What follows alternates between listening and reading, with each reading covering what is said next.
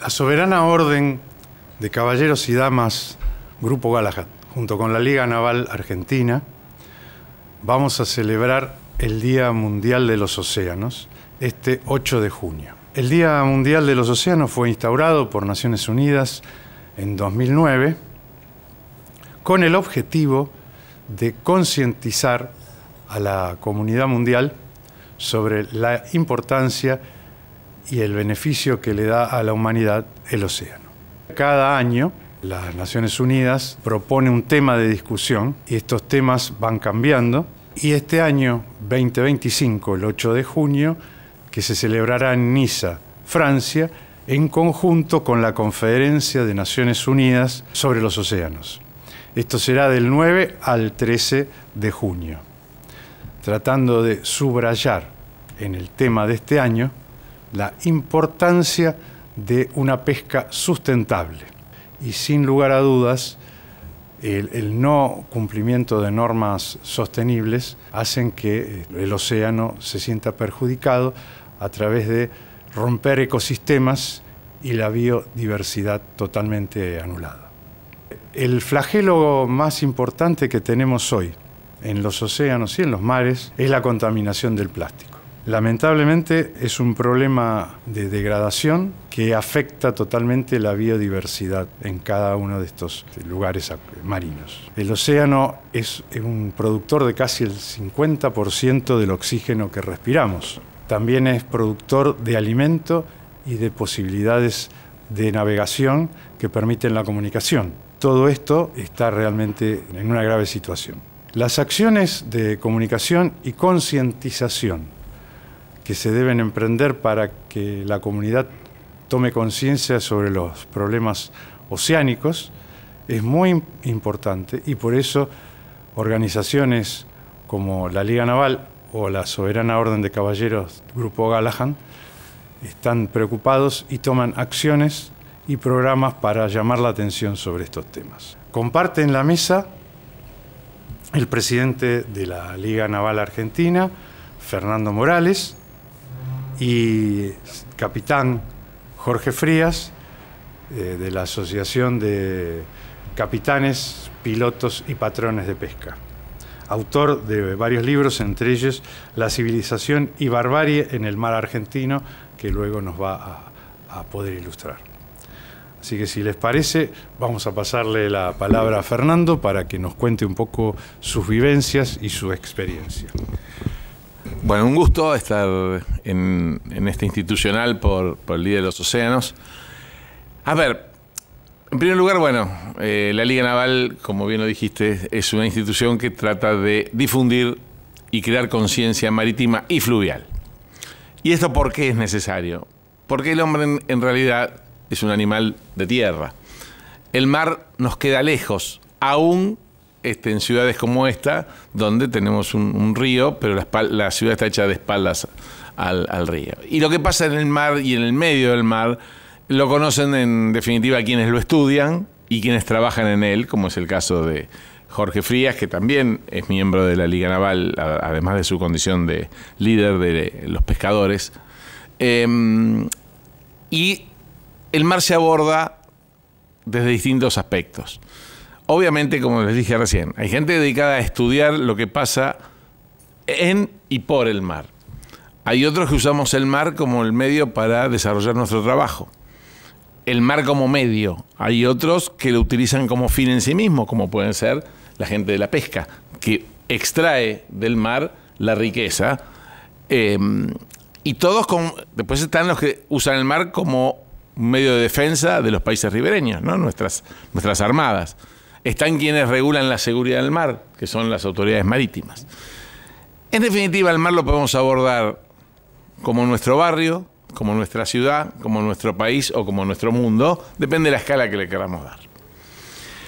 El hombre empezó a abrir sus horizontes a través del mar. El mar era un medio, y es, de hecho, un medio de comunicaciones. En algunos momentos de la historia el mar fue visto como una barrera que nos separaba. Estamos separados por el mar. A los marinos nos gusta decir que estamos unidos por el mar, porque hoy tenemos el avión, pero cuando no estaba el avión, hay un viejo dicho en la base naval de Puerto Belgrano, ahí está escrito en piedra, en la entrada de uno de los edificios emblemáticos: el mar no divide, une. Lo cierto es que, como bien dijiste, como todas las cosas, como cuando usamos una ruta, cuando usamos, escalamos una montaña, la coexistencia del hombre con un medio natural como es el mar tiene códigos, o debería tenerlos, pautas de comportamiento que no siempre se cumplen. El problema es que a medida que la humanidad se desarrolla, el tránsito marítimo va en constante crecimiento. Lo que antes era esporádico ahora es habitual. Si nosotros pudiéramos tener a mano, y cualquiera lo puede hacer en su casa, poner en Google rutas marítimas mundiales, vamos a ver lo que es la intensidad, sobre todo en rutas como el Atlántico Norte, donde hay una saturación de barcos que va mermando a medida que nos vamos alejando de esos grandes centros de consumo, y evidentemente nuestro Atlántico Sur es más tranquilo en ese sentido. El hombre empezó a navegar a remo, o sea, con lo cual la interacción era totalmente natural. Siguió navegando a vela, donde también aprovechaba la fuerza del viento. Y un día la revolución industrial nos trajo el motor. El motor trajo a los maquinistas, que vengo a hacer lo que yo represento. Y obviamente, como toda actividad industrial, empezamos con determinados temas que se hicieron agresivos al mar. No solo a la superficie acuática en sí, sino al ambiente, cuando empezamos a emitir excesos de vapores, de gases con mucho contenido de azufre y demás. Organismos como las Naciones Unidas abordan la problemática marina en varias de sus organizaciones, ¿no? Una es la OMI, que regula no solo lo que es el aspecto laboral del marino, o el aspecto no laboral, sino la coexistencia del hombre con el mar, sino también, además, los daños, que lo está haciendo desde hace algunos años, antes no lo hacía. Después tenemos la Organización Mundial de los Océanos y algunas otras que también de refilón tocan estas cuestiones marinas. Lo que yo en esta introducción, lo que puedo decir como hombre de mar, es que debemos ser responsables con el uso del mar. Se ha avanzado mucho, o sea, hoy en día hay hasta, digamos, beneficios económicos para aquellos constructores de buques o armadores que utilizan tecnologías limpias. No siempre esas tecnologías limpias y los beneficios que se obtienen compensan la inversión que hay que hacer. O sea, ahora una de nuestras empresas navieras del Río de la Plata está por traer un barco totalmente eléctrico, es decir, con baterías recargables. Acá también empezamos en un momento en donde decimos, bueno, cuidado con el después de estas tecnologías renovables, porque después está el tema de lo que hacemos cuando vamos a desechar el celular. ¿Qué hacemos con el celular? Entonces, todo es una ecuación que se debe mantener en un equilibrio lo más estable posible. A veces somos exitosos y a veces no lo somos. Hoy en día hay severos controles de lo que un buque desecha al mar, sus aguas servidas, sus aguas de sentina. Eso empezó hace unos cuantos años atrás porque, como dije al principio, una cosa es cuando había 10, 100, 1000... Hoy los barcos se cuentan de a cientos de a miles, de todo tipo. Pasajeros, carga, petróleo, pesca. Y bueno, y el ecosistema lo siente. Bueno, esa sería mi introducción. Bueno. Jorge. Bueno, de acuerdo a la introducción que vos hiciste, que ya agradezco la participación que nos están brindando en este espacio, para explicar un poquito qué es el mar argentino en cuanto a la industria pesquera, ¿no? Lo que nos involucra a mí como representante de los capitanes de pesca. Y voy a tratar de ser simple y sintético, y para ello se me ocurre empezar a tratar de graficar algo que me voy a referir a los argentinos, ya que el programa va a ser visto por el mundo, entiendo. Entonces me voy a referir solamente a los argentinos, que los propios argentinos no conocen el mar argentino, ¿no? El mar argentino tiene una superficie alrededor de 1.400.000 kilómetros cuadrados. Y muchos creen que simplemente soltar amarras e ir a pescar donde se nos ocurre. Bueno, en reconocimiento de las buenas políticas que se han aplicado a lo largo de los años, corrigiendo las malas políticas pesqueras en el mar argentino, debo decir que hoy solamente se puede pescar en un poco más allá del 40% del mar argentino. Quiere decir que alrededor de un 60% del mar argentino no está apto para pescar porque está con vedas permanentes donde no se puede pescar de ninguna manera y otras vedas móviles. Pero también hay vedas naturales que tienen que ver con la distancia de los puertos al lugar de los distintos caladeros, que obviamente no es conveniente para la industria, con lo cual no se hace el desgaste negativo de ir a capturar. Entonces, esto también tiene que ver con la restricción de en cuánto superficie del mar argentino estamos pescando. Las profundidades, las diferentes profundidades también es un factor que minimiza la posibilidad de captura, porque no todos los buques tienen el poder de captura para ir, o poder mecánico para ir a esas profundidades. Y estamos hablando de entre las 30 o 40 metros que habitualmente tenemos a lo largo del litoral marítimo costero y los 180, 200 metros de profundidad ya cerca del límite de la plataforma. Esto hace de alguna manera que podamos decir Argentina está haciendo las cosas progresivamente bien para lograr esa sustentabilidad de la que vos referiste al principio para las generaciones del futuro. Desde la Asociación de Capitanes, tanto el interés que tenemos en aportar para tratar de revertir todas estas situaciones y conservar un mar que es nuestra propia fuente de trabajo. O sea, nosotros necesitamos que el mar se conserve lo más saludable posible porque irían contra nuestros propios intereses. En ese sentido, en esto de repartir responsabilidades y que nadie se hace cargo de las cosas que pasan, los capitanes hemos sido señalados como los responsables de la depredación en el mar argentino.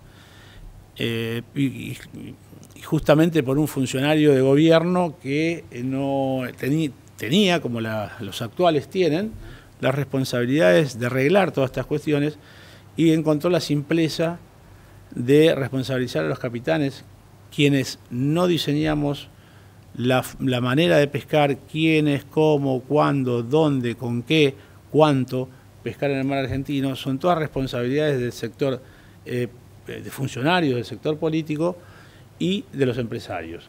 ¿Y esto por qué? Porque existe, bajo el marco de la Ley Nacional de Pesca, Ley Federal, lo que se denomina Consejo Federal Pesquero. Y es este Consejo Federal Pesquero que está integrado por representantes de las provincias con litoral marítimo y por funcionarios de gobierno. Entre ellos, en sus reuniones quincenales, resuelven todas estas cuestiones. Entonces, es muy fácil decir que es el que va a hacer el trabajo, el que va a correr la aventura al mar, el que termina depredando. Nosotros, y en compañía de los maquinistas y de los marineros, porque somos parte todos, como dije que iba a hablar con sencillez, todos vamos a la misma ventanilla a cobrar nuestros salarios, con lo cual lo que pasa a bordo es responsabilidad, sí, de uno, pero nadie puede decir que no es parte de eso el resto de los tripulantes, ¿no? Porque si estaríamos ante un delito, tanto el conductor de máquina o maquinista y el marinero podrían decir yo no puedo percibir mi salario de eso porque es un delito. Sin embargo, eso no pasa. Entonces, a partir de eso, de no asumir esa responsabilidad como trabajadores, pusimos en marcha la expresión, porque no es un proyecto, a veces lo mencionan como un proyecto, no es un proyecto, es una propuesta desde los propios capitanes de pesca de aplicar el descarte cero. Y esto significa que todo lo que entra a la red se debe traer a puerto. Porque hay que entender que pescar en el mar argentino, en ese 40% de mar, no es ir a la góndola de un supermercado y tomar el producto que uno desee. Lo que se llama pesca objetivo en Argentina, la merluza, el calamar, y la especie merluza, calamar y langostino son las principales, pero todas esas van acompañantes de incluso un depredador natural, como es la merluza para el propio langostino. Entonces, si uno va a buscar langostino, es muy difícil evitar que se capturen también merluza. Lo que se hace en función incluso de la propia FAO, organización dependiente de las Naciones Unidas, que fíjense en qué importante esto, ni siquiera la propia FAO ha podido abordar el tema de la pesca acompañante en sus consideraciones que hace en su manual para la pesca responsable. No aborda qué hacer con la pesca acompañante. Sí dice que hay que agotar los esfuerzos para minimizar el descarte, y ahí limita la propuesta. Por eso nosotros decimos que para terminar con esta disyuntiva, lo que hay que hacer, todo lo que entra a la red, que es la única manera, porque también hay, me permite decir, también hay expresiones acerca de terminar con la pesca de arrastre. Bueno, muy bien. En Argentina se pescan alrededor de 1 millón de toneladas al año de distintas especies que terminan siendo alimento para el mundo, porque Argentina tampoco consume lo que se captura, sino que el 95% de ello se exporta a distintos lugares del mundo, y por valores que oscilan alrededor de los 2.000 millones de dólares anuales. Bien, entonces traer todo significaría cambiar ese status quo, provocaría generar nuevos mercados, cambiaría, por cierto, la forma de la comercialización, cambiaría el negocio que significa en definitiva la industria pesquera, pero creo que es algo que hay que empezar a abordarlo para encontrar esa salida. Yo siguiendo con la contaminación, no solo es plástico, sino hay otras cosas. Ahora se han detectado con estudios muy serios, incluso la NASA y otras organizaciones, han detectado el oxígeno oscuro que está en las profundidades. Justamente ahora está detectándose esto, que es un oxígeno más pesado, de menor calidad, que surge de las profundidades y únicamente nace en las reservas donde hay hierro, o sea que aquellos capitanes, no vamos a decir ninguna nacionalidad para no molestarlos, pero todos sabemos que cuando los barcos ya están totalmente destrozados para cobrar el seguro, lo hunden y se llevan la tripulación. Entonces ese hierro que queda ahí abajo está produciendo grandes cantidades de oxígeno oscuro. Entonces eso es un tema que también deberíamos empezar a verificarlo.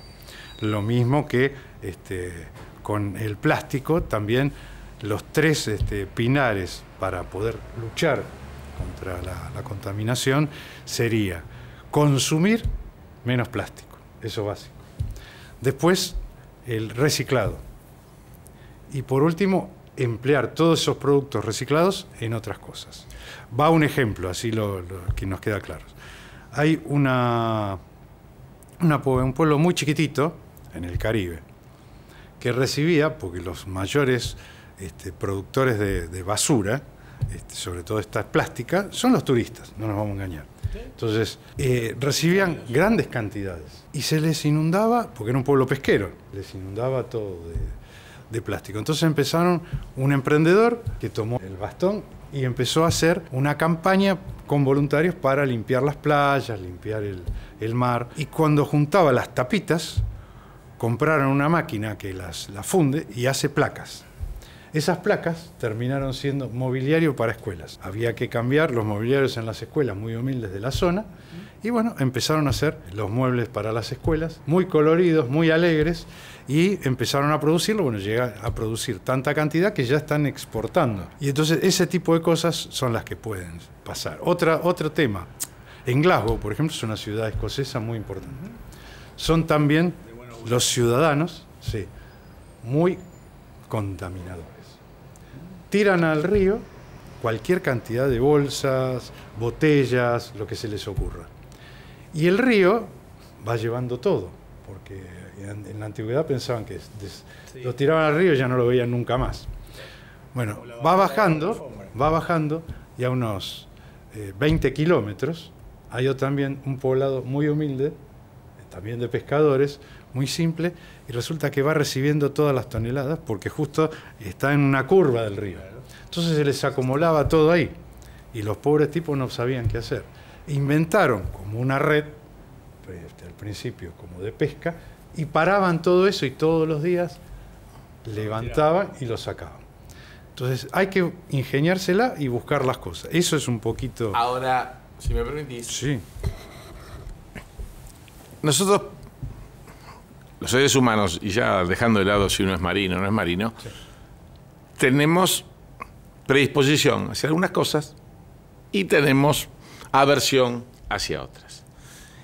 Y en general, para compensar las cosas de las que tenemos predisposición y no excedernos, por ejemplo, nos gusta, no sé, el dulce de leche. Entonces, nuestro raciocinio hace que no comamos todo el dulce de leche que queremos, pues sabemos que a la larga nos va a hacer mal. Y a lo mejor no nos gusta tomar remedio, pero también sabemos que si no tomamos ningún remedio, alguna cosa. En las cosas en que nuestro libre albedrío, como es la cuestión ambiental, nos puede jugar malas pasadas, es decir, y bueno, tengo que tirar el celular y lo tiro a la basura. ¿Cómo hace el Estado, la sociedad, los países, las organizaciones, para inducirnos a una actitud responsable? Yo hoy uso el cinturón de seguridad por convicción, pero lo empecé a hacer porque me cansé de que me llegara multa. Entonces, llego a mi casa y tengo que tirar los residuos. Y yo vivo en plena capital de la ciudad y no hay 2 contenedores, hay uno solo. Entonces, ¿para qué voy a separar si hay un solo contenedor? O sea, al Estado le cuesta también una política ecológica. Muchos organismos del Estado hacen recolección de pilas, hace conciencia verde, bueno. Cuando vos preguntás cuál es la disposición final, nadie sabe dónde van las pilas. Finalmente hay uno que al final del día agarra la bolsa y claro, bueno, muy bien. Entonces, acá hay 2 cosas. Vos podés pedirle a la gente, recomendarle, aconsejarle conciencia ambiental. Lo que no estás seguro es que te hagan caso. Entonces, hay que generar políticas que hagan que, si yo no lo hago por convicción, lo haga porque me conviene. Y si no hay nada que me convenga, no lo haga al menos para que no me genere un perjuicio, que normalmente es económico. Entonces, antes hablábamos del agua. Bueno, si cuidar el agua es difícil, pero el agua es cara, la voy a cuidar no por conciencia ambiental, la voy a cuidar porque cuando vea la factura de agua, decir, no, ¿cuánto gasté? Entonces no lavo el auto 3 veces por semana, lo lavo una. Es decir, volviendo al tema, para no irnos del tema, volviendo al tema del mar, antes comentábamos fuera del aire el tema de las embarcaciones de placer, los cruceros. El crucero tuvo ¿por qué nace el crucero? El crucero nace porque el transporte marítimo masivo era por las migraciones. O sea, al no haber aviones, los buques de pasaje en general eran barcos de pasaje que traían una clase acomodada que podía hacer turismo y conocer otra. Después traían una clase media y la masa era la tercera clase donde venían las grandes inmigraciones.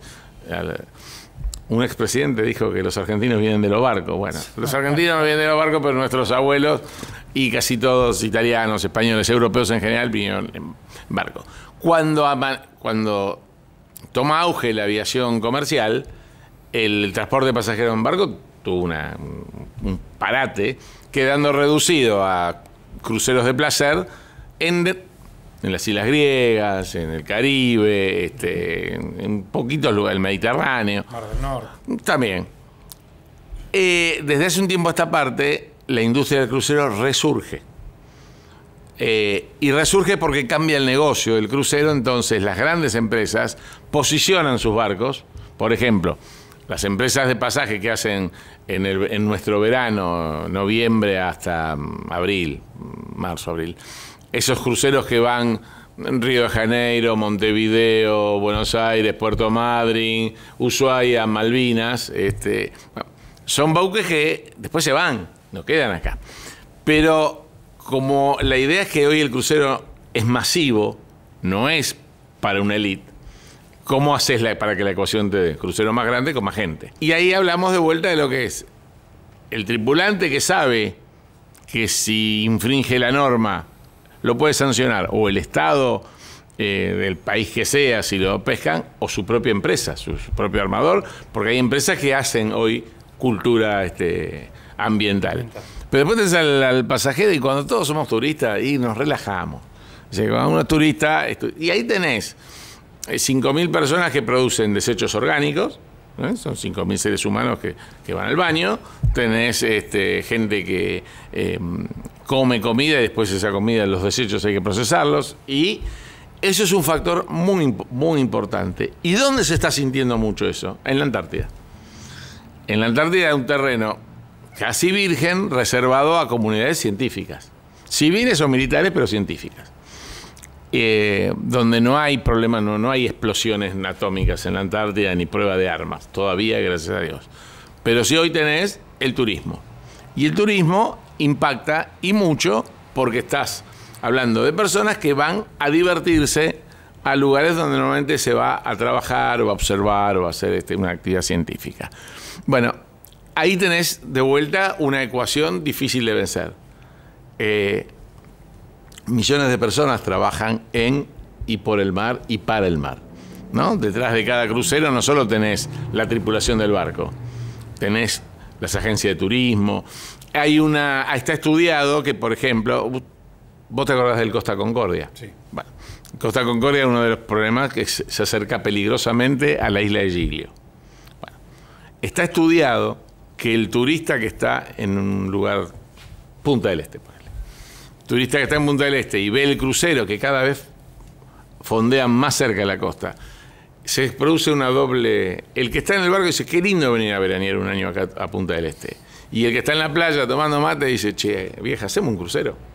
Eso es una cosa que está estudiada. Entonces, después, esos cruceros bajan de repente. Y de las 5.000 personas, no todos bajan en todos los puertos, pero hay 2.000 que bajan. Y saturan la plaza y compran, consumen y se van porque el turista, aunque el lugar sea cambiariamente más caro, compra algo. Porque el suéter ese que vio ahí. Bueno, entonces, si vos ponés en la balanza, es un equilibrio. Y no siempre es un equilibrio estable. Tienes un equilibrio donde vos digas, y si yo me aferro y no va más nadie a la Antártida. Y bueno, pero mataste trabajadores de un montón de lugares. No a los científicos antárticos, a los que seguramente se van a poner contentos, pero todo lo que está en el medio. Desde la agencia de turismo que te vende el crucero hasta todos los proveedores de servicios que atienden ese buque. Entonces, una vez más nos encontramos con que hay que ser responsables, medianamente responsables, pero hay algo con lo que no podés luchar, que es hacia dónde va la ola, ¿no? La ola, en este caso, la ola comercial, claro, de la mano de lo turístico. Entonces, es un problema, pero el tema es que los estados tienen que, o sea, yo no soy de la idea que el Estado ausente, ¿no? Ni tampoco que el Estado me solucione todo. Creo que una cosa intermedia es fijar normas. Y cuando los estados se asocian, nacen los organismos internacionales, y esos organismos internacionales son los que se tienen que hacer fuertes. Claro. A través de los estados de abanderamiento, que son los que le tienen que fijar normas a sus capitanes, a sus tripulantes, a todo lo que gira alrededor de...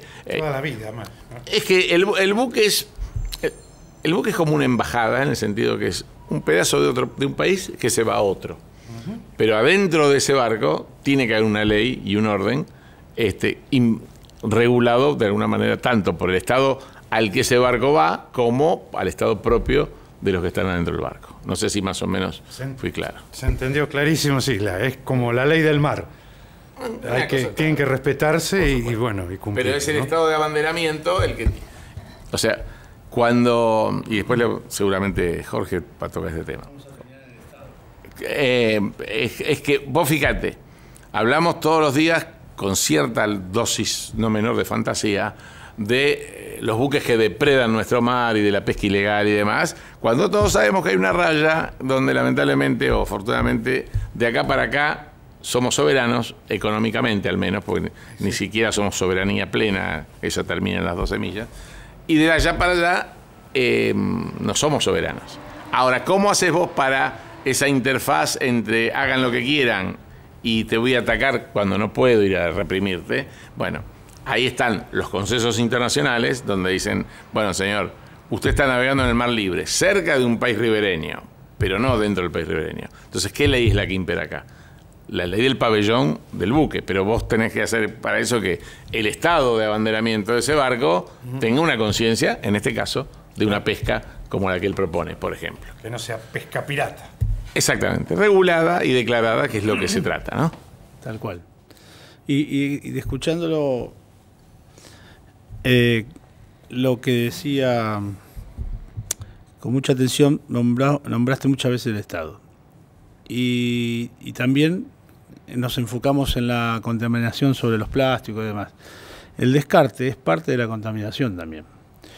En la actividad que nosotros realizamos tenemos la tranquilidad de no responder por todo lo que se evidencia al respecto de los plásticos y todas estas cuestiones que pasan en aguas costeras, porque como dije anteriormente, nosotros realizamos pesca en aguas más profundas.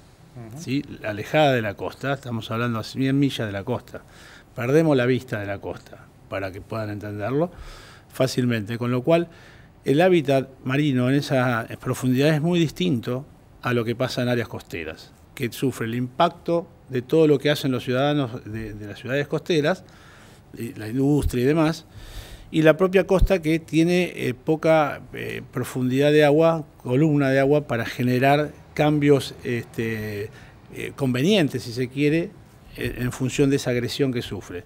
En las aguas más profundas eso se da de otra manera, es decir, el arrastre que realizan las redes de arrastre, si bien producen un daño, la misma naturaleza también lo repara de alguna manera más rápido por el movimiento de las corrientes y del agua, no es que queda estancado. Ahora, cuando se provoca descarte, este descarte termina depositado en el fondo del mar. Claro. Y ahí sí se producen variaciones sobre el ecosistema, porque no se realiza la actividad de la pesca con un enfoque ecosistémico. Simplemente se realiza una actividad pesquera enfocada en la pesca objetivo, sin tener en cuenta todo lo que pasa alrededor de esa pesca objetivo. El descarte provoca putrefacción en el fondo del mar, y esto provoca cambios biológicos también, porque las especies que habitan se alimentan de una manera diferente. Hay un gran ejemplo que pasa dentro del Golfo de San Jorge, que tantos años de descarte que ha habido de la merluza, ha proliferado la centolla, que es una especie carroñera, claro. Con lo cual, de no ser abundante dentro del Golfo, pasó a ser tan abundante que de hecho se han generado buques que se especializan en buscar esa especie. Estas son las cosas que hay que tener en cuenta. ¿Y por qué decía vamos a terminar en el Estado? En el Estado necesario como regulador de estas cuestiones. Cuando nombré el Consejo Federal Pesquero, que es el que toma las decisiones de cómo se pesca en el mar argentino, y se planteó acá qué pasa con la cuestión del descarte, cómo reaccionan los otros actores, el sector empresario, al respecto de esta propuesta de que todo lo que entra en las redes se traiga a puerto. Hay que decir con claridad que a los pescadores marítimos, marineros, conductores de máquina o maquinistas y capitanes no nos pagan un centavo por lo que se descarta, solamente nos pagan por lo que descargamos en puerto, con lo cual no tenemos ningún interés nosotros de descartar, porque nosotros realizaríamos mareas más cortas al traer todo, volveríamos a puerto con mayor rapidez.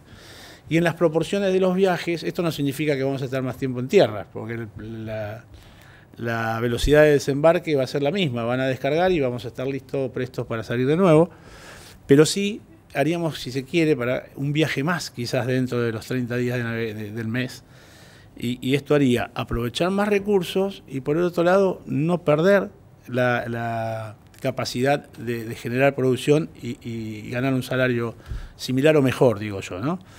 Estos son los planteos que hago. Yo estoy convencido de que trayendo todo no solo que se va a lograr no generar este impacto del descarte, sino que se va a ganar más dinero de lo que se está ganando ahora. Obviamente que todos los actores tienen que ser partícipes, principalmente el Estado, que el Estado es el primer beneficiario, porque de cara al mundo está aplicando, no está minimizando solamente el descarte, como dice el Código de Pesca Responsable de la FAO, sino está aplicando el 100%, no minimiza, traería el 100%. Y es obvio que todo lo que va a traer es alimento, de distinto procesamiento, pero es alimento, no vamos a traer piedras. Claro, claro. Entonces, ese enfoque solamente se logra con un Estado presente. El Estado no puede estar ausente en estas cuestiones, no el Estado magnificado, no el Estado sobredimensionado, pero sí el Estado necesario para que regule esto que decía Fernando al respecto de que somos de alguna manera, si no somos hijos del rigor, si no nos obligan, no asumimos la responsabilidad. Y para eso se necesita un Estado. A veces nos pasa a todos cotidianamente cuando vemos alguna expresión, que alguien arroja algo en la calle y te dan ganas de ir a decirle algo, pero instantáneamente pensás que te vas a meter en un problema, que la persona que comete el hecho no lo va a tomar a bien y entonces se necesita un Estado que regule, un árbitro. Y esta es una manera de regular. Y con esto te cierro la idea. ¿Por qué nosotros en la publicación Civilización y Barbarie en el Mar Argentino, donde abordamos, entre otras temáticas, incluyendo la formación de los capitanes de pesca? Porque aquí está el punto central en todo lo que estamos abordando. El cambio que necesitan las comunidades, las sociedades, es intelectual. Si hablábamos de educación, de enseñar, pero si el intelecto de las personas no se lo cultiva, es difícil que asuman esta responsabilidad de hacer las cosas bien.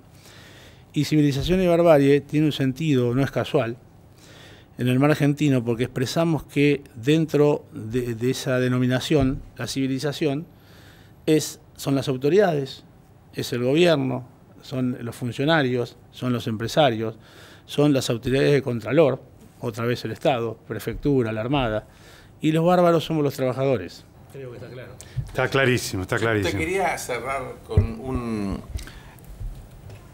A veces nosotros nos pasa, y fruto del desarrollo de las investigaciones que se han hecho en torno a cuestiones marinas, que cosas que uno veía como inocuas estaban haciendo grandes daños a ecosistemas marinos. Una de las cosas más habituales es el tema del lastre. Los buques, cuando van cargados, lógicamente, su calado aumenta fruto del peso de la carga. Y eso hace, en determinados límites, que el buque tenga el buen gobierno, la buena maniobra del buque. Cuando vos descargás y tenés que ir vacío, sin carga, de un puerto a otro, por ejemplo, los buques que vienen a buscar nuestro cereal, que vienen a lo mejor de Oriente, vienen vacíos y se van repletos. Entonces tenés la maniobra de lastrar el barco, que es lastrar, cargar un peso, agua, para que tu calado baje, y bueno, y el buque sea maniobrable y aún en condiciones de tiempo adverso pueda responder tranquilamente tanto a su máquina como a su timón. Bueno, era muy habitual cargar agua de mar en algún lado y descargarla en otro, porque era agua limpia. En un momento nos dimos cuenta que estábamos destruyendo ecosistemas. ¿Por qué? Porque el agua cargada, el agua dulce cargada acá, cuando vos venías y traías el agua salada al sur y descargabas, estabas alterando por una serie de microorganismos que eran inocuos en un sistema, pero dañinos en el otro. Ahí se empezó a hablar de instalaciones para recibir ese lastre o medidas a qué distancia el régimen de descarga de ese lastre. Es decir, no me descargues todo el lastre acá cuando está fondeado esperando entrar a puerto. Tenés que descargar. Bueno, todas esas cosas son harina de otro costal. Es decir, ahí no hablas de negligencia, sino de desconocimiento. El mundo ha ido avanzando en este sentido. Y hoy no solo tirar lastre sucio es un sacrilegio, pero tirar el lastre limpio, si no es un sacrilegio, es un pecado capital. Entonces, también eso es importante y en eso internacionalmente se ha avanzado mucho. Pero igual hay mucho por hacer y pienso que en buena hora este eslogan de este año, pero nuestro mar va a seguir sufriendo porque el hombre está cada vez más presente y bueno, y mete su cuota de daño. Lo que tenemos que hacer los profesionales es tratar de minimizarlo. Creo que con eso tendríamos cerradita la idea. Bueno, muchas gracias. Y para darle un cierre, digamos, el tema, si bien Jorge dice que la regulación es importante, debe ser por consensos a nivel internacional, porque si no, dependemos de los políticos de turno de cada nación que van a tener distintos criterios. Y esto es un tema que nos incumbe a todo el mundo. Entonces debe haber ciertos puntos de conciencia, de coincidencia. Bueno, ahí vamos. El tema básico es tanto la Liga Naval como la Orden. Tenemos la posibilidad de hacer acciones, como son estas informaciones, para poder lograr concientizar, aunque sea a alguna persona. Porque no es solo eso, sino que está en cada individuo también.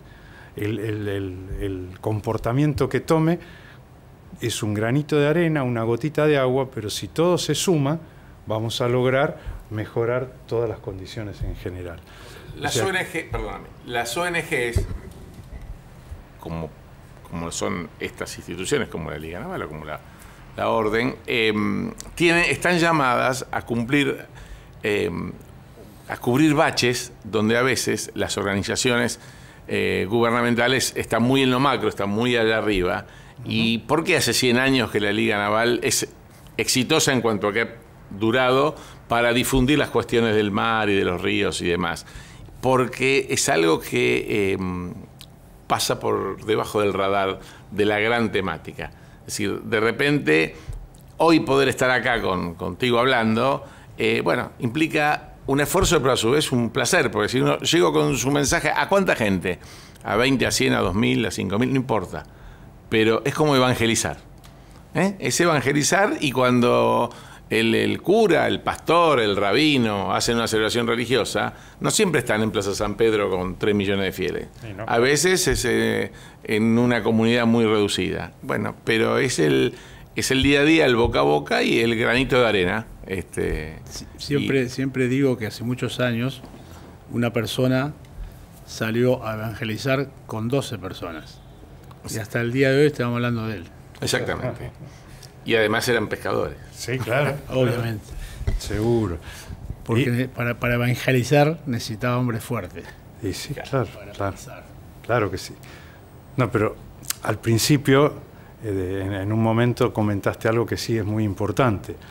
Nuestro país es un país marítimo, como hay muchísimos países marítimos. Pero el ejemplo en nuestro país, para no poner a otros, es que nuestros gobiernos han estado siempre de espaldas al mar. Hasta nuestros fundadores de la ciudad de Buenos Aires han hecho la ciudad de espaldas al río, que es la fuente de entrada. Entonces, eso es un tema que hay que concientizarlo y pelear de a poco en la educación, con los más jovencitos, y tratar de que eso vaya creciendo.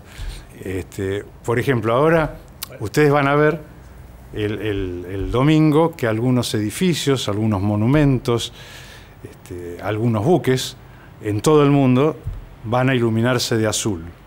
Cuando vean una luz azul en el mar o en un edificio, recuerden que es por el Día del Océano y que los océanos deben tener un respeto de cada uno de nosotros, tratando de no tirar plásticos, de no pescar como hacen muchos pescadores deportivos, porque también eso es un tema. Pescan, sacan al animalito y lo vuelven a tirar con todo el daño que le hacen al animal, más todo el ecosistema. Porque bueno, entonces todo ese tipo de cosas son conciencias que hay que tratar de ganar y que cada uno, desde su lugar, trate de tomar una pequeña acción, como puede ser consumir menos plástico. Y eso va a ayudar a que en el futuro los océanos y nuestros mares, que son los que nos dan la fuente de abundancia y el aire que respiramos, estén un poquito más sanos.